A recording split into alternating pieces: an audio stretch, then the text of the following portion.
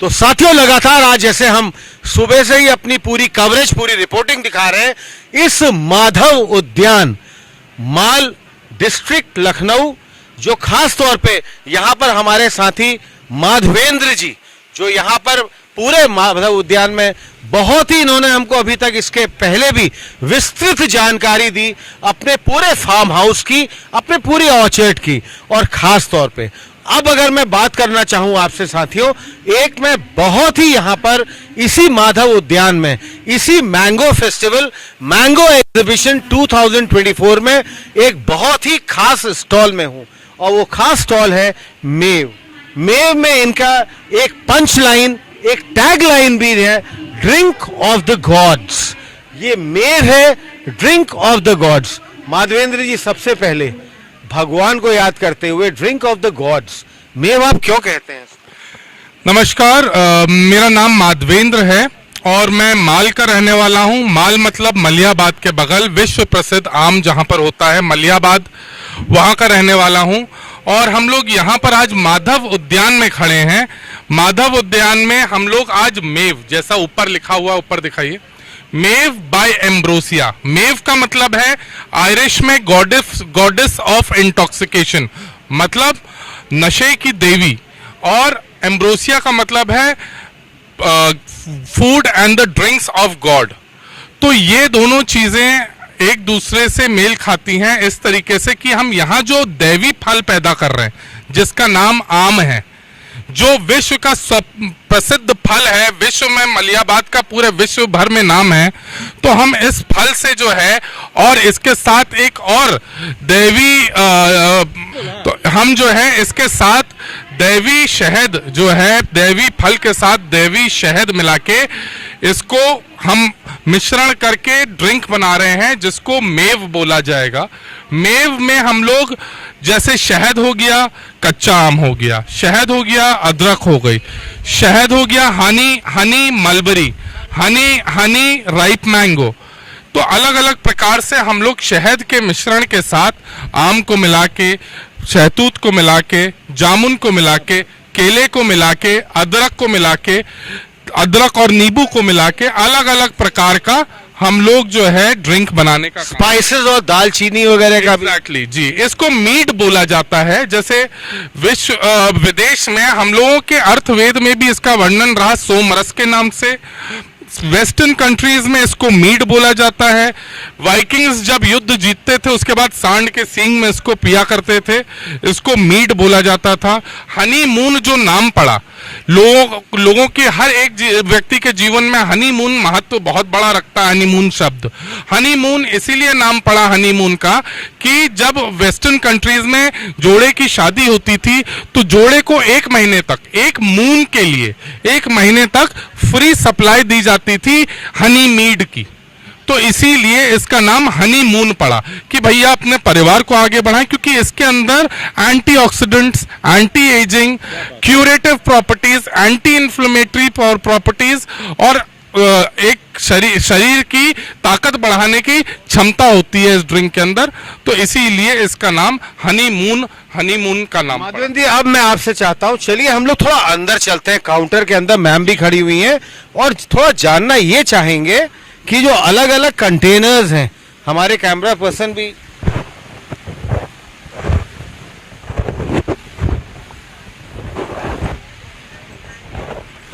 थोड़ा सा जस्ट हाँ, अब हम लोग ये यहाँ पर ये पहुंच गए हैं। ये आपके मैं देख रहा हूँ अलग अलग कंटेनर्स हैं। ये मेरे लिए एक बहुत रोचक विषय था। मैं जानना चाह रहा था, ये जो अलग अलग कंटेनर्स हैं आपके, इसमें जो आपने अपना ये मेव, ड्रिंक ऑफ द गॉड्स, ये जो आपने लिया हुआ है, क्या ये अलग अलग इसमें कुछ फ्लेवर्स हैं या कुछ परसेंटेज अलग अलग है या क्या है? थोड़ा सा इसके बारे में बताएंगे। इसमें जो है हम लोग हनी मस्टर्ड मीड, इसमें लीची मीड, इसमें रॉ मैंगो मीड, इसमें हम लोग हनी मस्टर्ड में मस्टर्ड का जो शहद होता है उसका प्रयोग करके मीड बनाने का काम किया हमने। इससे ड्रिंक बनी है और वो ड्रिंक जो है आप ये देखिए यहाँ पर है। इसको हमने इससे हम ये संदेश देना चाहते हैं कि उत्तर प्रदेश में हमारे प्रदेश में, हमारी इस जननी में कोई ऐसी चीज नहीं है जो हम नहीं कर सकते। हर प्रकार के मौसम हैं, हर प्रकार की यहाँ पर उपज की जा सकती है, हर प्रकार का उत्पाद तैयार किया जा सकता है। और ये world class wine, world class mead हम लोगों ने यहाँ पर बनाने का काम किया है। वर्ल्ड क्लास वाइन आपका ये यस। तो अच्छा, एक चीज बस, आखिरी प्रश्न मेरा यही है, मैं ये देख रहा हूँ कंटेनर्स भी आपके ये अलग जार्स, ये जो मैं जार्स बल्कि कहूंगा, ये अलग अलग तरह के हैं। क्या ये अलग अलग कुछ वेराइटीज हैं, या क्या इनकी कोई ब्लेंडिंग है या प्रोसेसिंग है, ये क्या है अलग अलग तरह से? ये जो है एक जैसे अलग अलग जार्स हैं जिसमें अलग अलग प्रकार का फर्मेंटेशन हुआ है। हमारे मीड मास्टर जो हैं, he is from Sula winery, इसका नाम सुना होगा। क्या बात है, आइए प्लीज प्लीज। हेलो सिद्धार्थ, क्या बात है, very nice very nice. He has worked in big wineries. Italy में भी इनने बहुत अपना शोध किया और बहुत वहां पर भी इनने प्रैक्टिस की है इटली में। तो इनके माध्यम से हमने इसमें शहद को कच्चे आम के साथ, शहद को शहतूत के साथ, शहद को शहतूत के साथ और शहद को अन्य प्रकार के कई पदार्थों के साथ हमने मिक्स करने का काम किया है। मिस्टर सिद्धार्थ, अब मेरा आपसे मुझे बहुत इंटरेस्ट इस फील्ड में भी है और मैंने बहुत इसको डीप स्टडी भी किया हुआ है। अगर हम वाइनरीज की बात करते हैं, कोई वाइन यूनिट में, कोई अगर हम डिस्टिलरी या ब्रेवरी की भी बात करें, तो फर्स्ट प्रोसेस अगर हमारा जो होता है that is east cultivation. East cultivation के बाद एक फर्मेंटेशन प्रोसेस होता है। फर्मेंटेशन में हम एक निश्चित एक फर्मेंटेशन, उसका एक रेशियो और उसका एक पीएच लेते हैं।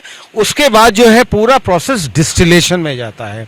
फर्मेंटेशन और डिस्टिलेशन, डिस्टिलेशन के बाद जो लास्ट में हम अपना जो प्रोडक्ट करते हैं, चाहे अगर मैं डिस्टिलरी की अगर उससे बात करूं, अगर वो कोई विस्की है या कोई अलग तरह की वाइन है, रम है या ये है, तो बेसिकली जैसे अल्कोहल परसेंटेज की हम बात करें तो नॉर्मली अगर आप देखेंगे जितनी भी हार्ड ड्रिंक्स है अगर हमारे यहाँ मानी जाती हैं, चाहे वो रम हो, चाहे वो विस्की हो, चाहे वोडका हो, चाहे उसमें सभी में 42.8% वॉल्यूम बाय वॉल्यूम ये इसका पूरा वो होता है।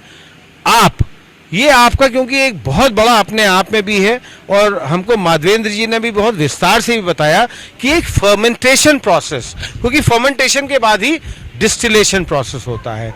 आप लोग इस प्रोसेस को किस तरह करते हैं and how is it different from the natural, अगर हम डिस्टिलरी प्रोडक्ट्स की बात करें जिसमें रम, विस्की, वोडका वगैरह आते हैं, उससे कैसे अलग है? ये मेरा आपसे बहुत ही प्राथमिक क्वेश्चन है। सर पहले तो ये एक चीज़ है कि वाइन्स और डिस्टिलरी प्रोडक्ट्स जो होते हैं, जैसे कि रम हो, विस्की हो, वोडका हो, ये सारे अलग अलग कैटेगराइज्ड हैं। वाइन एक अलग कैटेगरी में आता है जो कि कम लेवल के अल्कोहल्स में गिना जाता है। अल्कोहल परसेंटेज लेकिन उसमें भी होता है जी। अभी वाइन्स में अगर आप देखते हो तो आप 4% हो, 6% हो, 8%, 12% या 15% तक आप जा सकते हो। बट जो हार्ड लिकर्स होते हैं जैसे कि रम हो, विस्की हो, तो ये आपका 40%, 42.8% volume by volume, volume by volume होता है। और हमारे इसमें जो होता है वॉल्यूम बाय वेट होता है। अच्छा, V बाई W होता है आपके, उनके V बाई V होता है। V बाय V होता है। बहुत अच्छी आपने और दूसरी चीज़ ये होती है इसमें कि जो डिस्टिलरीज होती है वो डिस्टिलेशन प्रोसेस से अल्कोहल तैयार करते हैं, ठीक है। पर हमारे यहाँ पे हम लोग वैसा नहीं करते।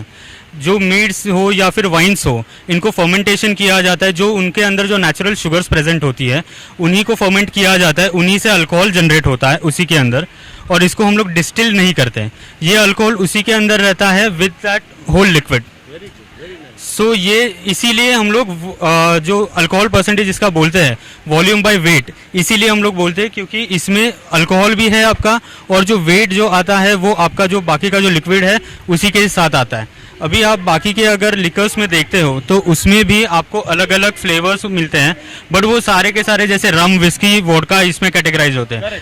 आप अगर वाइन्स या फिर मीड्स में देखते हो तो इसमें आपको मीड्स में आपको अलग अलग फ्लेवर्स मिलते हैं। अलग अलग फ्रूट के साथ आप ब्लेंड कर सकते हो इनको, अलग अलग स्पाइसेस के साथ इनको ब्लेंड कर सकते हो।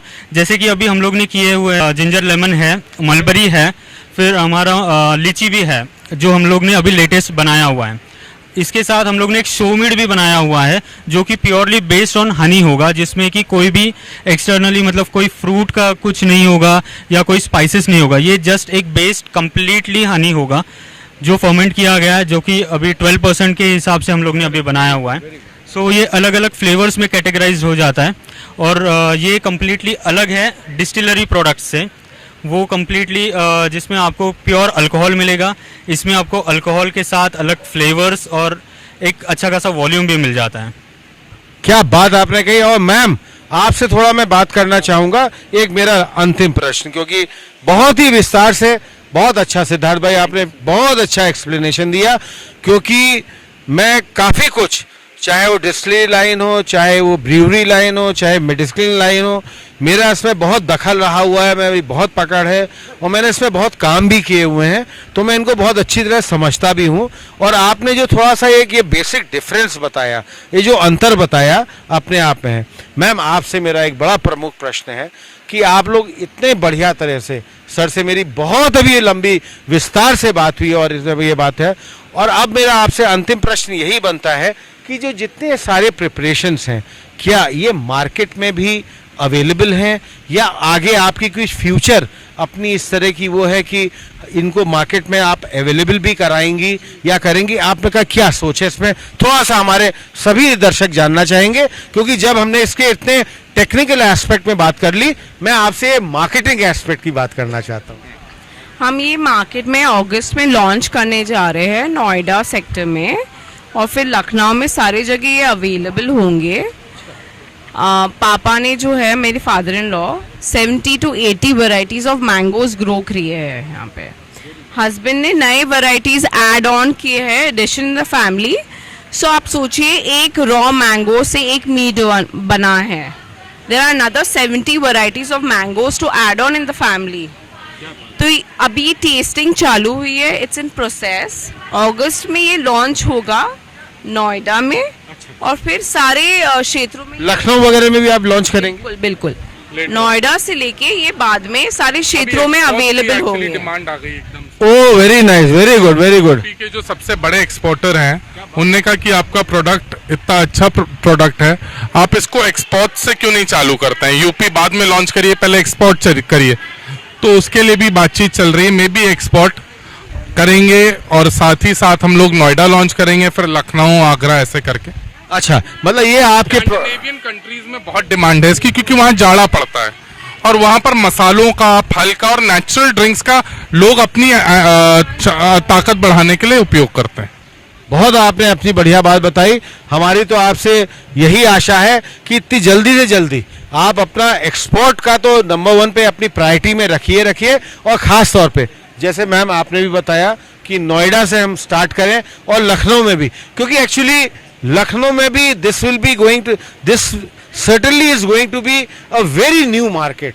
ये इस तरह की कोई मार्केट है नहीं, और मेरे ख्याल something natural which is from Honey, fruits, और समथिंग लोग जनरली ऐसे में उन चीजों को प्रेफर करते हैं जो आर्टिफिशियल हो। वो let's see how the customer take this natural product in the market. Basically this is a healthier alternative for the customer who is having beer. Beer जैसे पी रहे हैं तो उसमें ग्लूटेन होता है, तुरंत आदमी पीता है तो डकार आने लगती है, गैस होने लगती है। At the same time wine पीते हैं बहुत प्रिजर्वेटिव, क्योंकि आपने बिल्कुल सही कहा, अल्कोहल परसेंटेज तो इसमें भी है, but with that no side effects, जिस तरह का डकार आना या नहीं है। It is a gluten free product, it is a preservative free product.